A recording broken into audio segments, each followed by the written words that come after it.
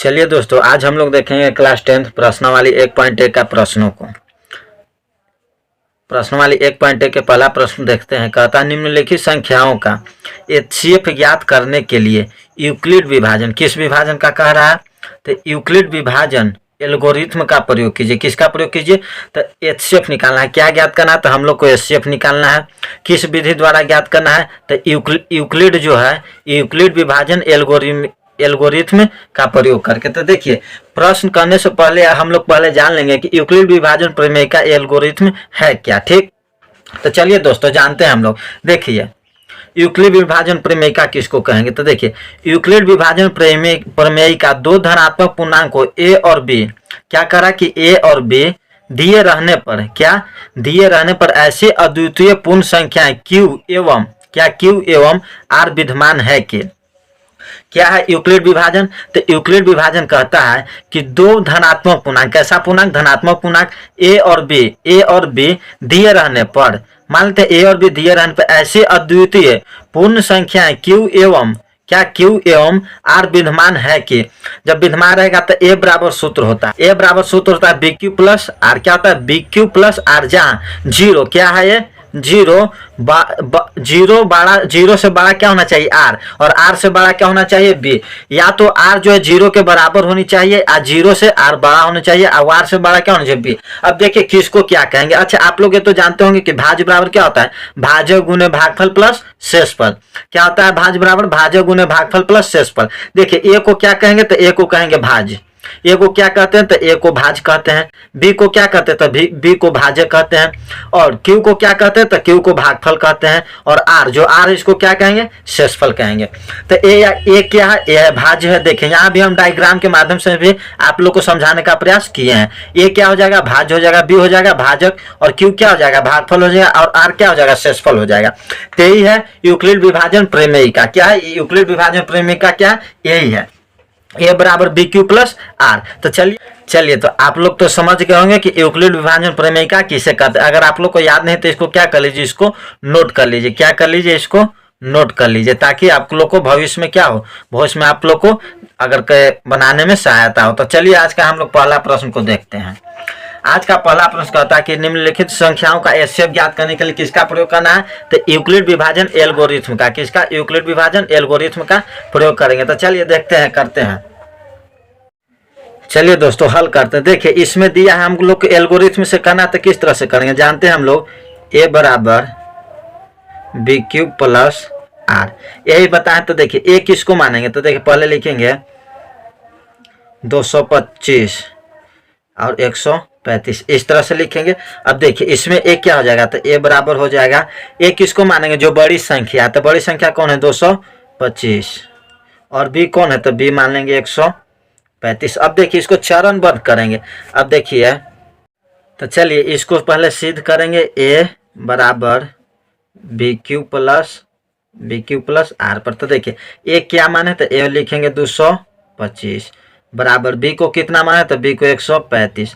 अब देखिए 135 को भाग देंगे 225 से। तो देखिए इधर भाग देके देखते हैं। तो 225 135 से भाग देंगे तो कितना बार में लगेगा?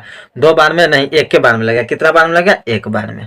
135, 5 से 5 0, 2 12 लेंगे, 12 में से 3 घटेगा, कितना होगा? 9। 1 में से घटेगा 0। अब देखिए कितना बार में लगा है? तो भागफल कितना आया? 1। और शेषफल मेरा कितना बचा? तो शेषफल 90, यानी कि आर कितना बचा? आर। अब देखिए, अब इसको पुनः विभाज्य, इसको क्या लिखेंगे? 135, इस तरह से लिखेंगे। क्या लिखेंगे? 135। अब देखिए इस जो शेषफल है इससे भाग देंगे, तो शेषफल से भाग देंगे। शेषफल मेरा कितना है? 90। आगू ने भागफल, अब भाग दीजिए तो 135 को कितना से? 90 से। तो कितना बार? 9 दूना 18, बेसी हो जाएगा, एक बार में भी लगेगा तो 90। 5 में से 0 घटेगा 5, 3 में से 9 नहीं घटेगा तो एकदम ही पहचान लेंगे। 13 में से 9 जाएगा 45। तो यहाँ कितना आएगा?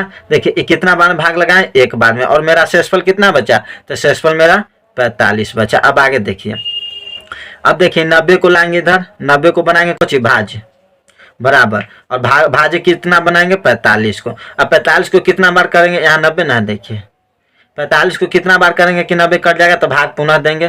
तो 45 से 90 को भाग देंगे कितना 45 दूना 90, 2 बार में लगेगा, भागफल कितना है 0। तो देखिए लिखेंगे 2 और शेषफल कितना आ गया 0। मेरा शेषफल कितना बचा 0।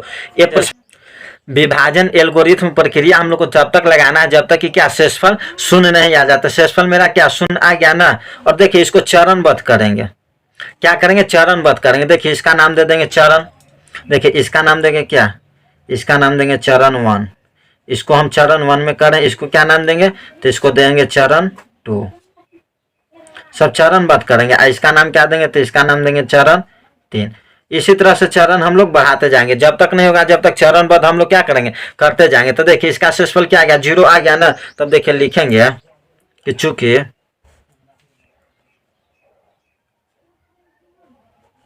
क्या लिखेंगे, देखिए चूंकि शेषफल शून्य प्राप्त हो गया।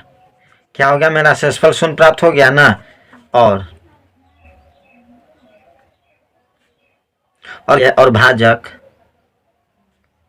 और इस भागफल और लिखेंगे और इस चरण का भाजक कितना है बताइए तो आप लोग। तो भाजक है 45, अतः कितना है 225 और 135 का क्या 135 का महत्तम समापवर्तक यानी कि HCF कितना है महत्तम समापवर्तक HCF। तो ये कितना है 45 है। मेरा क्या आ गया 45 आ गया आंसर। 45 आ गया, क्या आ गया मेरा 45 आंसर आ गया। तो लिखेंगे 45 आंसर।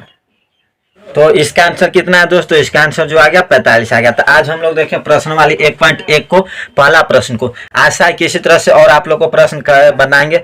अगर चैनल पर पहली बार है तो चैनल को सब्सक्राइब जरूर कर दीजिएगा, क्योंकि वीडियो बनाने में बहुत मेहनत लगता है आप लोग। और वीडियो को लाइक जरूर कीजिएगा, इससे क्या होता है कि हम लोगों को मोटिवेशन मिलता है। आशा करते हैं कि आप लोग को ये क्या हुआ, ये समझ में आप लोग को आया होगा। आप लोग को हम बताएं कि यूक्लिड विभाजन प्रमेयिका किसे कहते हैं। ठीक, तो सब इसको शुरुआत में हम लोग बता दिए थे और इसी के आधार पर हम लोग क्या किए, इस प्रश्न को हल किए। तो मिलते हैं नेक्स्ट वीडियो में, तब तक के लिए जय हिंद, जय भारत, वंदे मातरम।